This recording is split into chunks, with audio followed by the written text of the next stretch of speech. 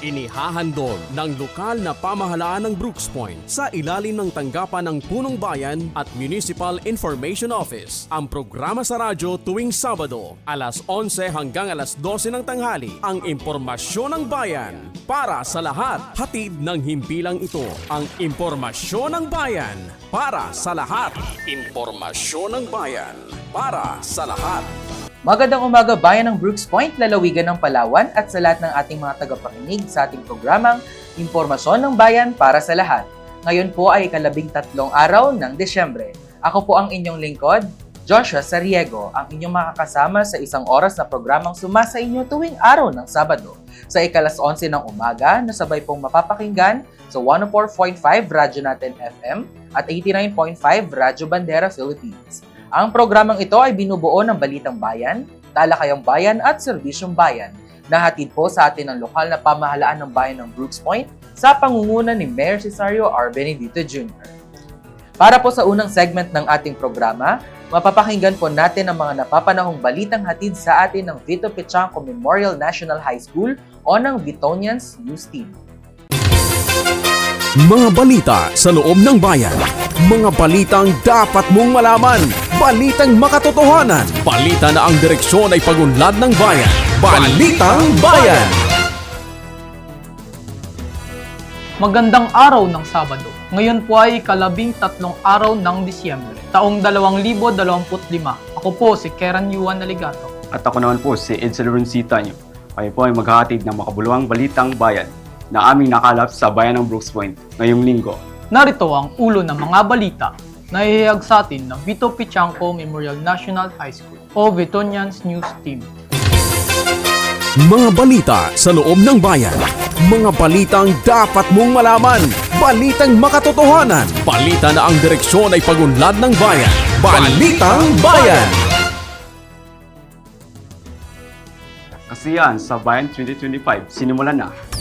Enhancement training para sa mga lupong tagapamayapa, matagumpay na idinaos.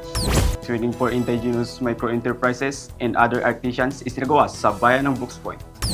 Mayor Benedito, pinangunahan ang MDC meeting. Brooks Point School of Arts and Trade nagsagawa ng Diving NC2 and Entrepreneurship Training. Mayor Benedito at kasamahan bumisita sa tanggapan ng Paleco General Manager. Indigent solopreneur ng Brooks Point masayang tumanggap ng educational assistance.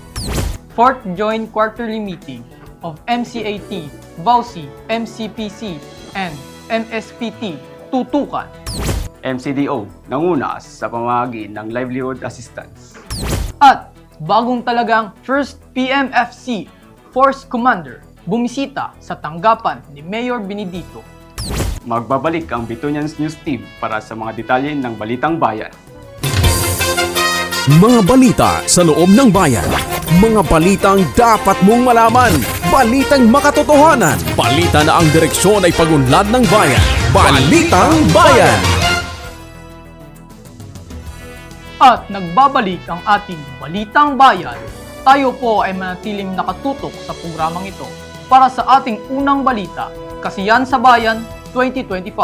Sinimulan na, tunghayan natin ang detalye sa balita ni Vitonians News Reporter Gianluc I. Mercado. Balitang Bayan! Matagumpay na naisagawa ang pagdiriwang na liwanag at saya ng Pasko sa Brooks Point noong December 1, 2025 sa Event Center kung saan sama-samang ginunita ng sambayanan ang Kasayahan sa Bayan 2025. Giant Christmas Tree Lighting at Christmas Variety Show ng Artists Guild of Brooks Point. Masigla at makukulay ang gabi. Tampok ang pag-aapoy ng malaking Christmas tree na nagbigay liwanag at sigla sa buong lugar. Nagsimula ang programa sa pambansang awit, panalangin at basbas. Sinundan ng pagbubukas ng mensahe ni Municipal Vice Mayor Attorney Mary Jane D. Feliciano. Nagbigay din ng celebratory message si Municipal Mayor Honorable Cesario R. Benedito Jr. At mas pinainit pa ang okasyon sa masayang community singing ng awiting Ipasa ang Saya.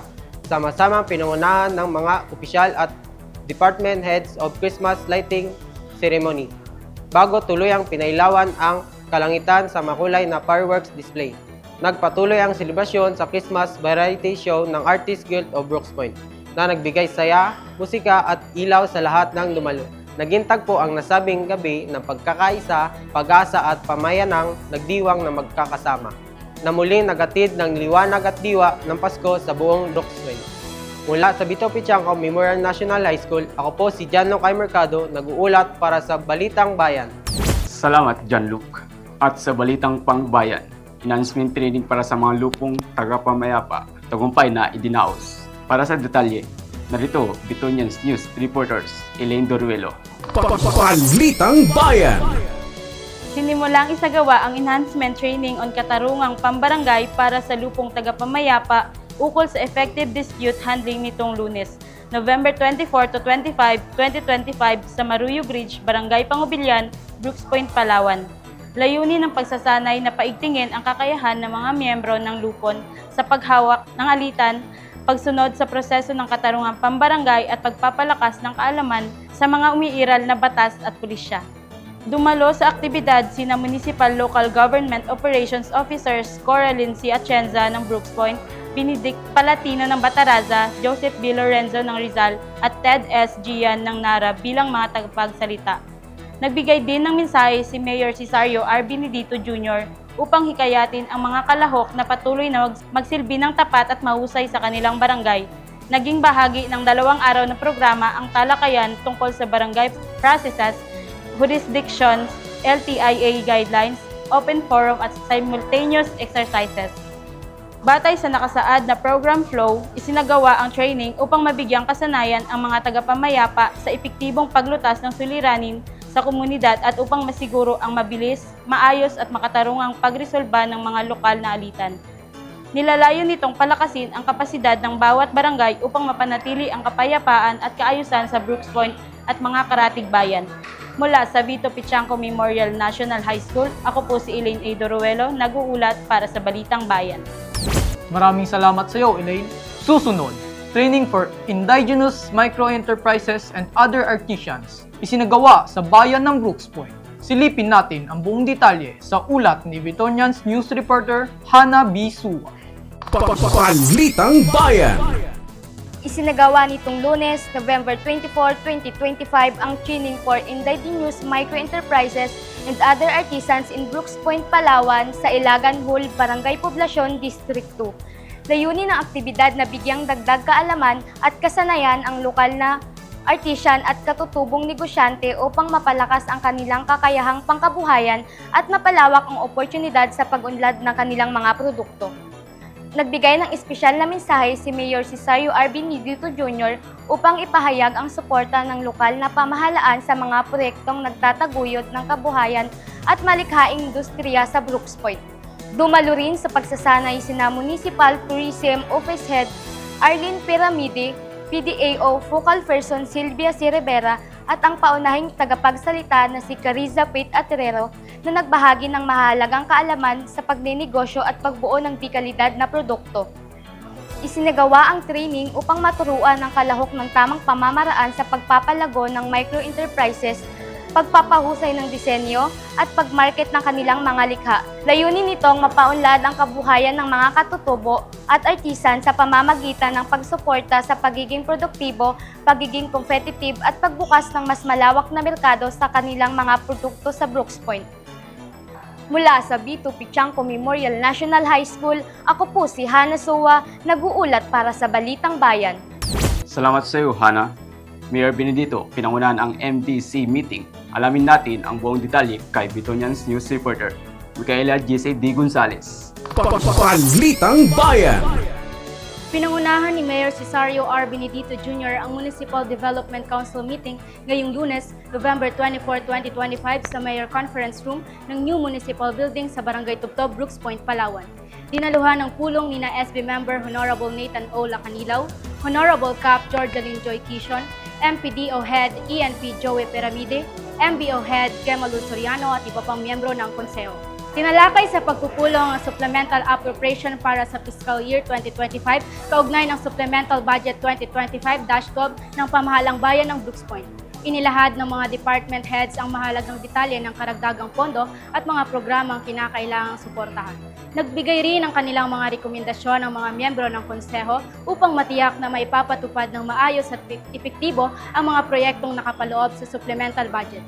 Target ng pulong na mapabuti ang alokasyon ng pondo para sa mga prioridad na serbisyo sa komunidad. Mula sa Vito Pichanco Memorial National High School, ako po si Micaela Jessie D. Gonzalez, nag-uulat para sa Balitang Bayan. Maraming salamat, Micaela. Samantala, Brooks Point School of Arts and Trade nagsagawa ng Driving NC2 at Entrepreneurship Training.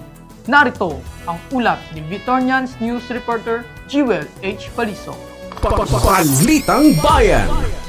Isinagawa ngayong Lunes, November 24, 2025 ang Training Induction Program para sa Driving NC2 at Entrepreneurship Training na pinangungunahan ng Brooks Point School of Arts and Trade or BPSAT katuwang ang TISDA.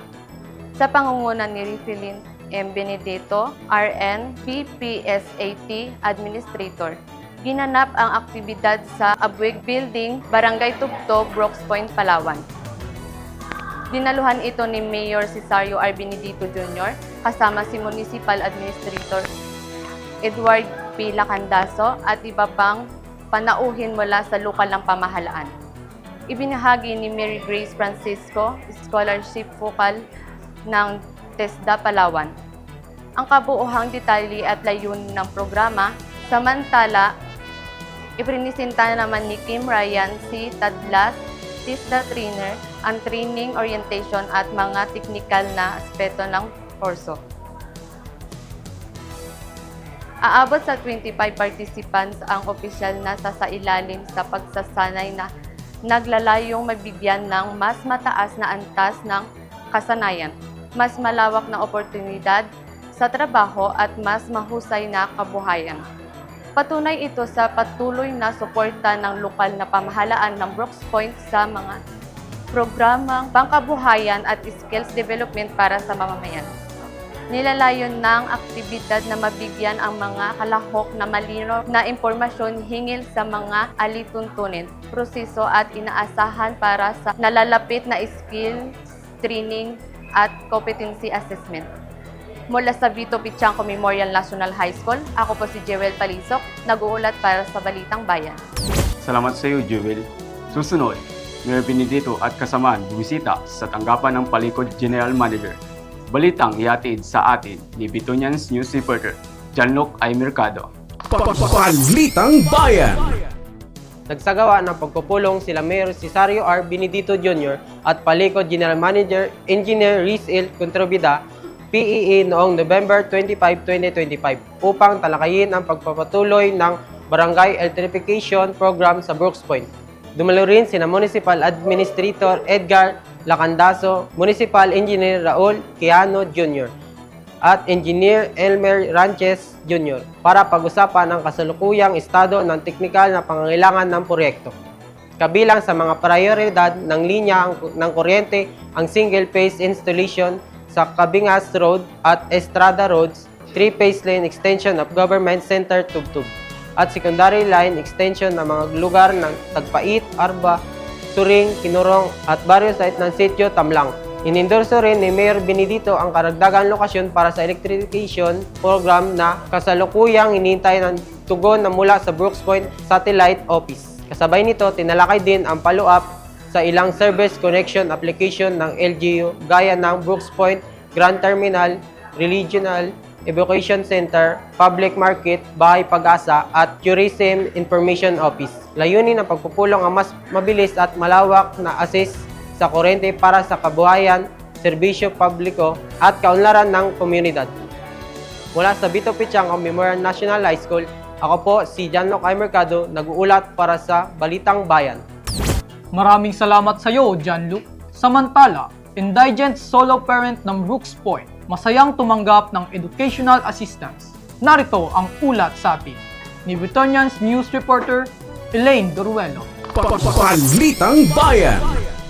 Pinangunahan ni Mayor Cesario R. Benedito Jr. kasama sina GAD Focal Person Sylvia Rivera at MSWDO Reynaldo Bacosa ang pamamahagi ng educational assistance para sa mga indigent solo parent na ginanap sa God Building, Barangay Tubtub, Brooks Point, Palawan ngayong Biyernes, November 28, 2025. Mahigit 200 benepisyaryo mula sa iba't ibang barangay ng Brooks Point ang nakatanggap ng tulong pinansyal sa naturang aktibidad. Naging maayos at organisado ang payout sa pangunguna ng Municipal Social Welfare and Development Office or MSWDO, katuwang ang Gender and Development or GAD Office. Ang programang ito ay bahagi ng patuloy na advokasya ng lokal na pamahalaan na suportahan ang mga pamilyang higit na nangangailangan, lalo na ang mga solo parent, upang mapalakas ang kanilang kakayahang mapagpatuloy ang pag-aaral ng kanilang mga anak. Layunin nitong makatulong sa pag-ibsan ng gastusin sa edukasyon at makapagbigay ng dagdag na suporta sa kinabukasan ng kabataan sa komunidad. Mula sa Vito Pichangco Memorial National High School, ako po si Elaine A. Duruelo, nag-uulat para sa Balitang Bayan. Salamat sa iyo, Elaine. 4th Joint Quarterly Meeting of MCAT, BAUC, MCPC, and MSPT. Tutukan sa ulat ni Bitonians News Reporter, Hana Suwa. Balitang Bayan. Pinangunahan ni Mayor Cesario R. Benedito Jr. ang ika-4 na Joint Quarterly Meeting ng Municipal Councils Against Trafficking or MCAT, Violence Against Women and Children or BAWC, Municipal Council for the Protection of Children or MCPC, at Municipal Social Protection Team or MSPT na isinagawa ngayong Miyerkules, November 26, 2025 sa conference room ng Municipal Building, Barangay Tubtub, Brooks Point, Palawan. Dumalo ang mga kinatawan sa iba't ibang tanggapan upang magbahagi ng update, rekomendasyon at karagdagang hakbang para sa mas maayos na implementasyon ng programa. Tinalakay sa pulong ang mahalagang isyu at patuloy na programang nakatuon sa proteksyon at kapakanan ng kababaihan, kabataan at mga sektor na nangangailangan ng tulong, kabila ang mas pinaigting na mekanismo laban sa trafficking at anumang uri ng pang-aabuso. Binigyang diin din ang kahalagahan ng mas matibay na koordinasyon sa pagitan ng mga konseyo upang mapabilis ang pagtugon at pagpapalakas ng suporta sa komunidad. Muling iginiit ng pamahalaang bayan ng Brooks Point ang patuloy nitong pangako sa paglikha ng ligtas at makatarungang kapaligiran para sa bawat mamamayan.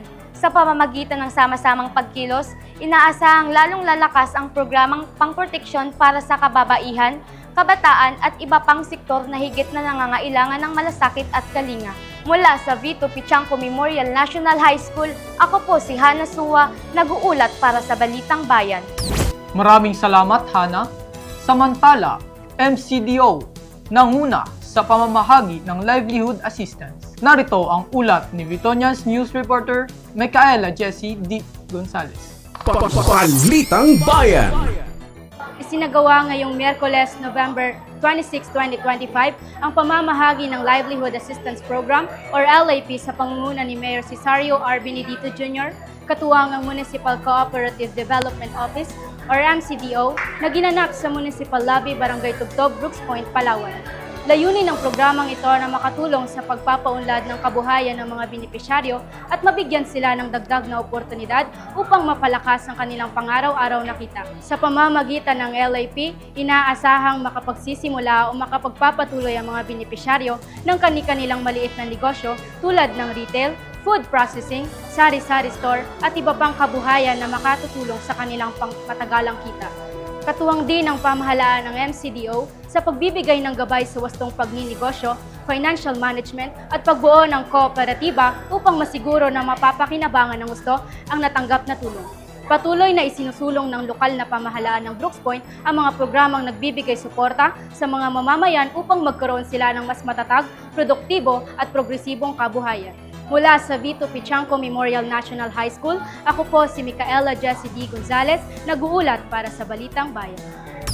Salamat sa iyo, Micaela. At bagong talagang first PMFC Force Commander bumisita sa tanggapan ni Mayor Benedito. Balitang hihatid sa atin ni Bitonians News Reporter, Joel Palisok. Balitang Bayan. Formal na bumisita ngayong Biyernes, November 28, 2025, CPLT Call Randy Rahavi Ramos. Bagong talagang Force Commander ng 1st Palawan Provincial Mobile Force Company, PPMFC, PNP, sa tanggapan ni Mayor Cesario R. Benedito Jr., na ginanap sa Municipal Lobby Building, Barangay Tubtob, Brooks Point, Palawan. Sa ginanap ng courtesy call, nagbahagi si PLT Paul Ramos ng kanyang layunin at mga adhikain para sa mas matibay na ugnayan sa pagitan ng pamahalaang lokal at PNP. Tiniyak niya ang buong suporta at kooperasyon ng kaniyang unit sa pagpapatupad ng mga programa at pulisya ng LGU na may kinalaman sa kapayapaan at kaayusan. Mainit naman siyang tinanggap ni Mayor Benedito bilang pakikiisa sa mas pinainting na koordinasyon para sa seguridad ng Brooks Point. Sa pamamagitan nito, inaasahang patuloy na mapapalakas ang operasyon, serbisyo at pagkakaisa para sa mas ligtas at maunlad na komunidad. Mula sa Vito Pichangco Memorial National High School, ako po si Jewel Palisok, nag-uulat para sa Balitang Bayan. Maraming salamat, Jewel. Manatiling nakatutok sa pakikinig at panunood ng ating programa, Impormasyon ng Bayan para sa lahat. Susunod sa ating programa, Ang Talakayang Bayan. Ako po si Keran Yuan N. Aligato. At ako naman po si Edsel Berncita nyo. Kami po muli ang Vito Pichangco Memorial National High School o ang Bitonians News Reporters na naghatid ng Balitang Bayan. Mapagpalang araw sa lahat. Bayan ng Brooks Point. Mga balita sa loob ng bayan. Mga balitang dapat mong malaman. Balitang makatotohanan. Balita na ang direksyon ay pagunlad ng bayan. Balitang Bayan! Maraming salamat sa mga mahuhusay nating tagapaghatid balita mula sa Bitonians News Team. Maraming salamat din po sa kanilang work immersion advisor sa patuloy na pagsuporta sa mga estudyante ng Vito Pichangco Memorial National High School. Maraming salamat po kay Sir Vem Jeffrey Bacobo. Thank you so much po, sir. Susunod na po ang Talakayang Bayan kung saan makakasama po natin ang ating Assistant Parish Priest ng St. Joseph the Husband of Mary Parish, Reverend Father Kim Luis A. Laganson. Abangan po natin pagkalipas lamang po ng ilang paalala. Talakayang Bayan. Masusing pag-uusapan ang mga programa at proyekto ng bayan. Talakayang Bayan. Ilalahad ang mga plano at direktiba ng pamahalaan. Pag-aaralan ang bawat anggulo ng sitwasyon. Lilinawin ang bawat issue. Magbibigay ng matalino at makabuluhang talakayan. Talakayang Bayan. At nagbabalik ang ating programang Impormasyon ng Bayan para sa lahat. Nandito na po tayo sa ating ikalawang segment, ang Talakayang Bayan. It's 12 days before Christmas. Salan po natin ating mga listeners. So ayan po, mapalad po tayo dahil makakasama po natin ang isa sa ating mga magigiting na kaparian dito sa bayan ng Brooks Point. Makakasama natin ang ating Assistant Parish Priest bilang kinatawan ng ating Parish Priest na si Reverend Father Jesusinio B. Panganiban Jr. Sabay-sabay po nating i-welcome ang ating Assistant Parish Priest, Reverend Father Kim Luis A. Laganson. Magandang umaga po, Father, at welcome po kayo sa aming programang Impormasyon ng Bayan para sa lahat. Good morning po sa inyong lahat. Again, I am Father Kim. I am the Assistant Parish Priest ng ating parokya, St. Joseph the Husband of Mary Parish. So ayan po, Father, kamusta naman po kayo ngayong papalapit na ang Pasko? It's 12 days before Christmas. Yeah, I'm so excited actually, no? Excited and para bang kinakabahan din at the same time. Diba? So yun po, Father, una po magpapasalamat po kami ang Municipal Information Office sa paglalaan po ng time po ninyo dito po sa aming opisina para po makasama kami sa aming programa. Dahil alam po namin na busy po ang schedule ninyo, buwan na po ng Desyembre at syempre po, pinagbigyan niyo pa po kami dito para ma-share po sa atin ang ating topic for today, and which will bring us to our topic at hand. So ayan po, it's December 13 already and it's only 3 days before Simbang Gabi at 4 days before ang Misa de Gallo. So ngayon naman po, ay kakausapin natin, tatanungin po natin si Father Kim regarding po sa topic po na ito. So ayan po, kamusta po kayo, Father? Ready na po ba kayo? Kinakabahan ako sa'yo. No? Anyways, I'm so happy na inimbita mo kami dito, no? Inimbita mo ako dito para magbigyang linaw, magbigay ng some information, some important points regarding sa pagdating ng Kapaskuhan. Okay po, Father. So yan po, ano po ba yung pinakamahalagang kahulugan ng Simbang Gabi at Misa de Gallo para sa mga Katolikong Pilipino? At paano po ito mas nagiging makabuluhan para sa mga residente ng bayan ng Brooks Point? Okay. Ganito po kasi yan. Unahin po natin, ano bang significance ng simbang gabi at misa de Gallo. So tandaan natin yung simbang gabi at misa de Gallo, these nights, novena nights po yan. Novena masses in preparation for the coming of Jesus, for the Christmas day. No? So, ika nga, 9 days preparation for December 25, which is the birth of our Lord Jesus Christ. No? So, kasi nga, 9 days, novena masses, it means spiritual preparation. No? Hindi lang po yan physical na preparation, kundi sa spiritual na aspect po natin. No? Na tayo mismo bilang mga mananampalatayang Pilipino, may pananampalataya sa Diyos, we prepare ourselves, not just physically, but spiritually sa pagtanggap natin sa ating Panginoon. No? Okay po. So, Father, tanong ko lang po out of curiosity, tama po ba na ang bansang Pilipinas lang po ang nagkakaroon ng novena mass till Christmas? Most of our practices here in the Philippines is unique.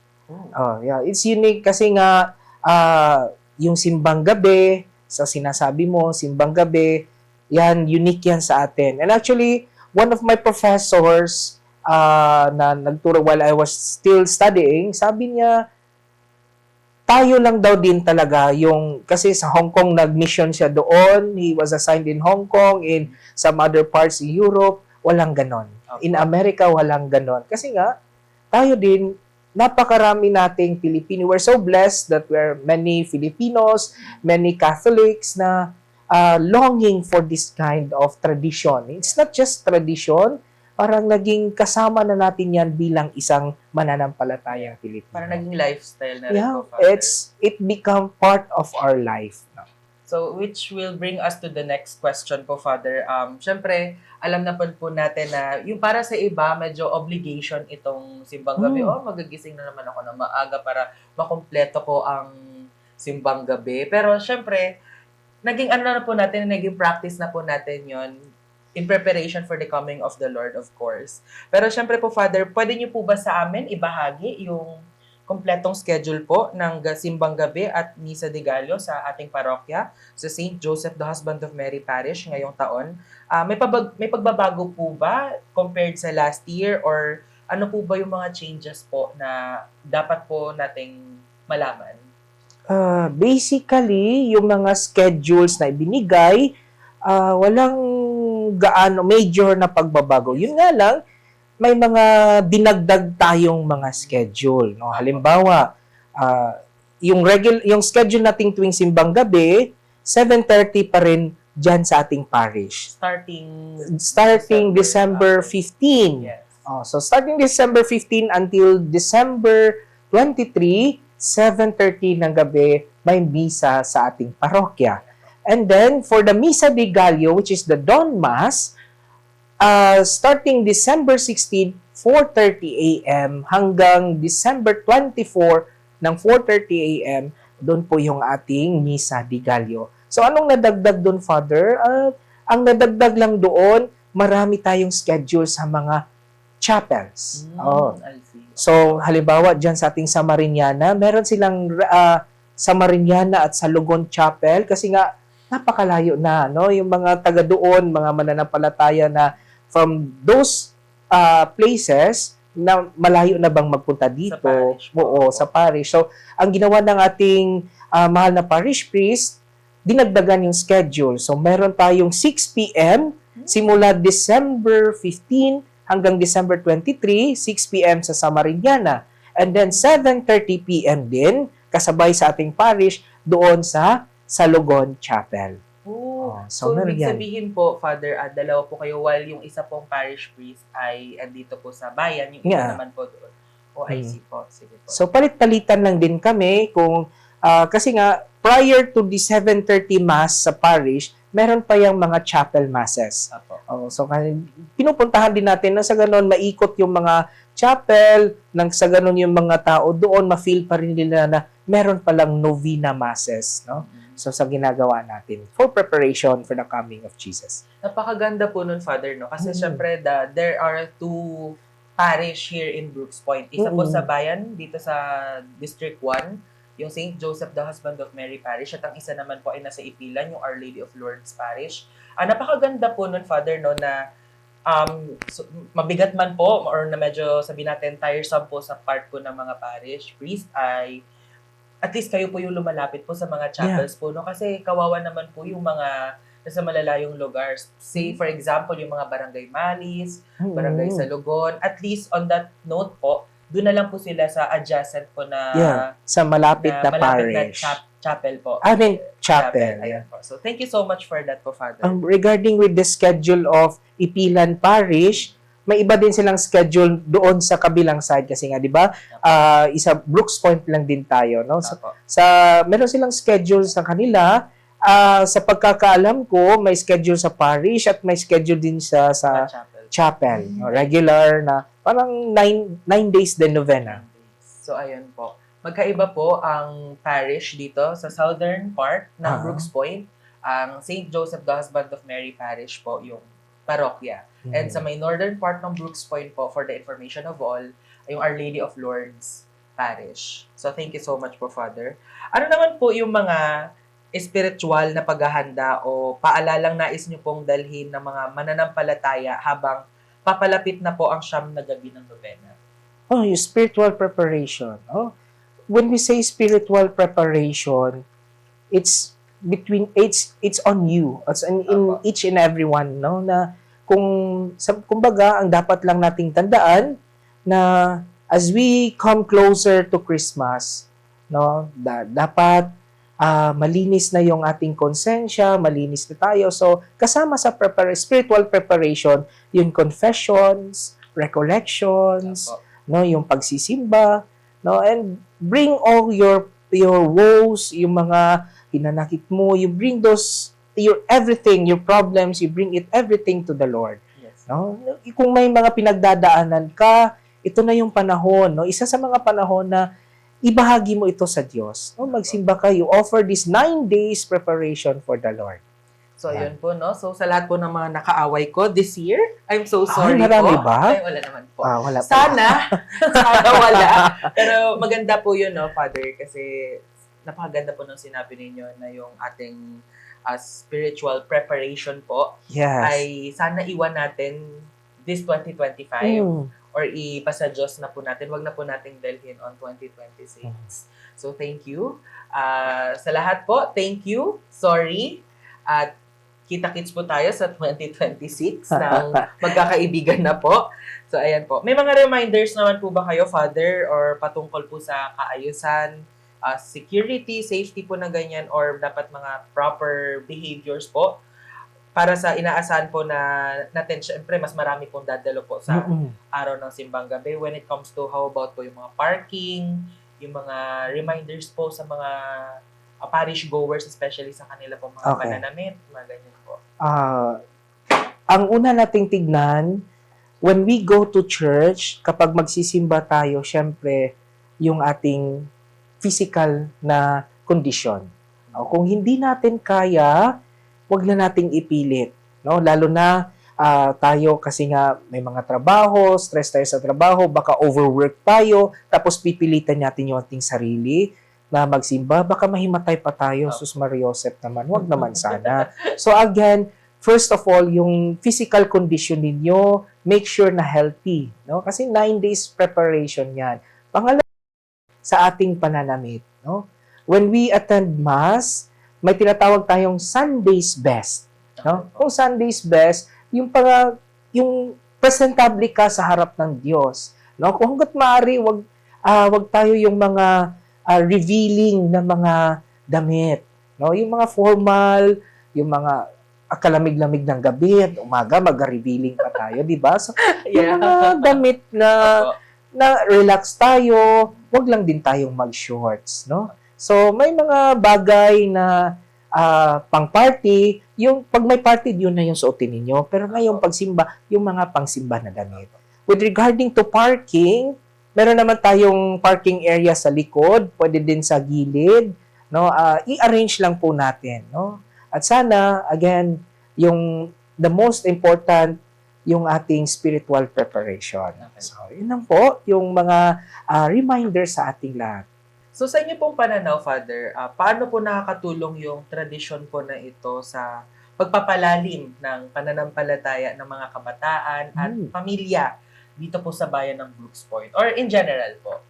Alam niyo po, when we complete this 9 days novena, we receive the indulgence, no?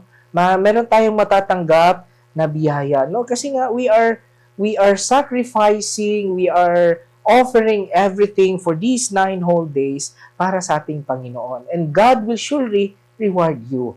No? Kaya nga, simula pa ng first day, hanggat maaari, buong pamilya magpunta kayo. Kasi nga, the family that prays together, stays together. Yun yung mahalaga. No? Yung kayo bilang pamilya, magsama-sama kayong magsimba. Kasi nga, nung bata pa ako, ganun yung ginagawa. No, magpunta, magsimba, magsama-sama, and still, we are going strong today. Yun lang. May iba po tayo, Father. Regarding po sa mga wishes sa simbang gabi, do you believe that po? I mean, kayo po ba, nung bata po kayo, nung parang growing up, ginakompleto niyo po ba ang simbang gabi just to fulfill your wishes po?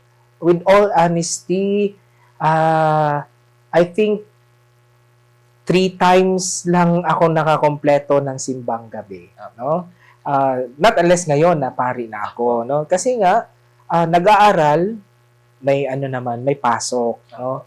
So sa sinasabi mo na may wish ba ako? Yes, I have wishes, and my friends, yung mga kasama ko, sabi nila, magsisimba ako, tatapusin ko yung 9 days kasi may wish ako, sana ibigay ni Lord. Tandaan lang natin na ang Panginoon, ibibigay niya yung kinakailangan natin. No? Sometimes, what we wish is not in accordance with God's plan. No? Yes. Paano bang humihingi tayo ng cellphone, pero hindi naman yun yung kinakailangan natin. Siyempre, ang ipaprioritize ng Diyos, yung needs natin, hindi yung wants. But sometimes, kung gusto lang, kung nakikita ng Diyos, ibibigay din niya. Everything is on God's way. We just believe in His plans. No, maniwala lang tayo na after 9 days, siguro hindi after na 9 days, in the later days, ibibigay ng Diyos yung mga hinihiling natin.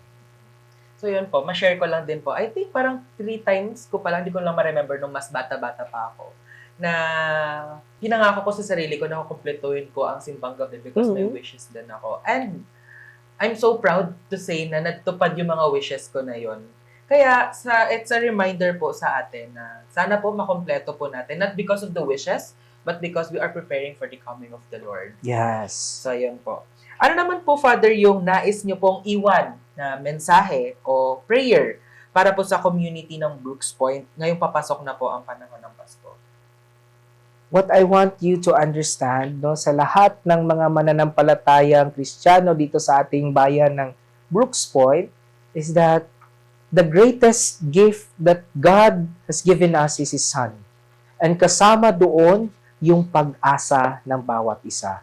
Without hope, without this hope na binigay ng Diyos sa atin, wala tayong direksyon. We hold on to hope, and we hold on to the source of hope, which is our Lord Jesus Christ. Thank you so much po. Live po tayo ngayon sa radio. Baka may gusto po kayong batiin, mga family nyo po na nakikinig. Siguro, I would just like to greet my parish priest and our beloved Bishop, Bishop Socrates Misiona, our parish priest, Father Jesusinio Panganiban Jr., and all the kabataan ni San Jose, PPC, and sa lahat ng mga kaibigan ko, maraming, hello pala, thank you, hindi ko la alam, I greet you all. So, yun po. Maraming salamat po muli, Reverend Father Kim Luis A. Laganson, sa inyo pong pagbibigay ng oras dito po sa aming programa. Sana po, hindi po kayo magsawa. Sana po, hindi po kayo mapagod, magkasakit ngayong darating po na Pasko. And I would like to thank you po for everyday blessing us, the kabataan ni San Jose sa araw-araw po namin ginagawa. Thank you for ever supporting. And of course, to you, Reverend Father Jesusinio B. Panganiban Jr. Thank you so much po, Father G. Susunod na po sa ating programa, ang Serbisyong Bayan, pagkatapos lamang po ng ilang paalala.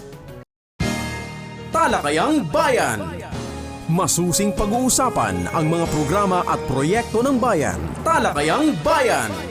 Ilalahad ang mga plano at direktiba ng pamahalaan. Pag-aaralan ang bawat anggulo ng sitwasyon. Lilinawin ang bawat issue. Magbibigay ng matalino at makabuluhang talakayan. Talakayang Bayan. Serbisyong Bayan. Mga serbisyo, programa at proyektong bayan na dapat mong malaman at mapakinabangan. Serbisyong Bayan. Mga tulong ng pamahalaan, diretso sa mga mamamayan. Hatid ng pamahalaang lokal ng Brooks Point. Serbisyong Bayan. Malinis, mabilis at makadiyos na paglilingkod. Serbisyong Bayan. Narito na po ang ating Serbisyong Bayan na hatid ng pamahalaang lokal ng bayan ng Brooks Point sa pangunguna ni Mayor Cesario R. Benedito Jr., Vice Mayor Attorney Mary Jean De Feliciano at ng mga sangguniang bayan members. Una na po dyan, para po sa kaalaman ng lahat, gaganapin po sa darating na December 16 ang BPNHS Night o ang Brooks Point National High School Night. Ito po ay gaganapin po sa ating Brooks Point Event Center sa ganap na alas 7 ng gabi. Sa darating naman po na December 17, ang Palawan State University Brooks Point Campus Night o ang PSU Night. Ito po ay gaganapin din sa ating Brooks Point Event Center sa ganap na alas 6 ng gabi. Sa darating naman po na December 18 ay gaganapin ang LGU Year-End Party sa Brooks Point Event Center. At sa December 19 naman po gaganapin ang Congressman's Night sa Brooks Point Event Center sa ganap din po na alas 6 ng gabi. Sa mga araw naman po ng December 20 to 30 ay meron po tayong film showing o outdoor cinema.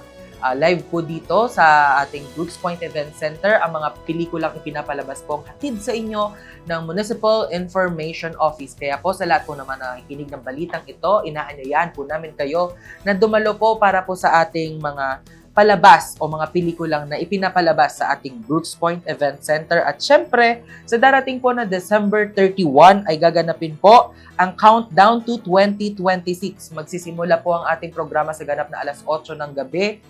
Doon din po gaganapin sa Brooks Point Event Center. Para po sa ibang paalala, bukas po tuwing araw ng Miyerkules ang kadiwan ng Pangulo sa munisipyo, kung saan available na sa ating munisipyo ang mga sariwa, mura at abot kaya mga produktong gawa ng ating mga local farmers. Naging posible po ito sa pamamagitan ng ating Office of the Municipal Agriculturist sa pangunguna ni Mayor Cesario R. Benedito Jr. at Municipal Agriculturist Renato Bacosa. Matatagpuan po ito sa New Municipal Hall, Barangay Tubtub, Brooks Point, Palawan. Kaya pasok mga suki at sabay-sabay po tayong mamili sa ating kadiwan ng Pangulo tuwing araw ng Miyerkules. Katulad po sa nabanggit kanina ni Reverend Father Kim Laganson, ang schedule po ng ating Simbang Gabi ay magsa-start po sa araw ng December 15 sa ganap na 7:30 ng gabi. At ang Misa de Gallo naman po ay magsisimula sa araw ng December 16 na gaganapin sa 4:30 ng madaling araw. Ang Simbang Gabi po ay magtatapos sa December 23 at ang Misa de Gallo naman po ay magtatapos sa December 24. Manatiling nakatutok sa mga anunsyo at balita ng ating pamahalaan.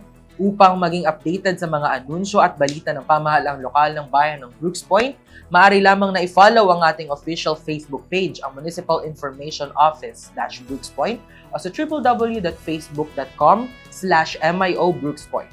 Maaari nyo rin pong mapanood ang mga nakalipas na live events, highlights at impormasyon ng bayan para sa lahat program episodes sa ating official YouTube channel. Hanapin lamang po ang channel na MIO Brooks Point o sa www.youtube.com/@MIO Brooks Point. At dyan po nagtatapos ang ating programang impormasyon ng bayan para sa lahat. Sa ngalan po ng LGU Brooks Point at bumubuo ng Municipal Information Office sa pangunguna ni Municipal Information Officer Designate Mr. Darwin H. Omar, PhD, ako po ang inyong lingkod, Joshua Sariego. Mapagpalang araw po sa ating lahat at kita-kits po tayo sa susunod na araw na Sabado. Inihahandog ng lokal na pamahalaan ng Brooks Point sa ilalim ng tanggapan ng Punong Bayan at Municipal Information Office. Ang programa sa radyo tuwing Sabado, alas 11 hanggang alas 12 ng tanghali. Ang impormasyon ng bayan para sa lahat. Hatid ng himpilang ito. Ang impormasyon ng bayan para sa lahat. Impormasyon ng bayan para sa lahat.